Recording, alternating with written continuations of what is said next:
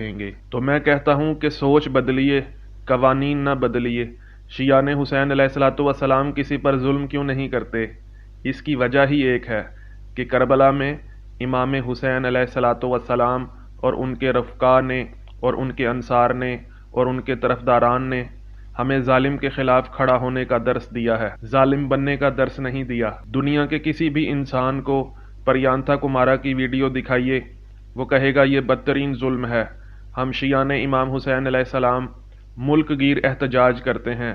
انسانوں کا ٹھاٹے مارتا سمندر آپ کو سڑکوں پر نظر آتا ہے، لیکن نہ تو کوئی گملہ ٹوٹتا ہے اور نہ کسی کیلے والے کی ریڑھی لوٹی جاتی ہے، اور نہ کسی پولیس والے کو یہ خوف ہوتا ہے کہ عزاداران مظلوم کربلا کے ہاتھ میں جو زنجیریں اور تلواریں ہیں وہ ہم پر چلا دی جائیں گی۔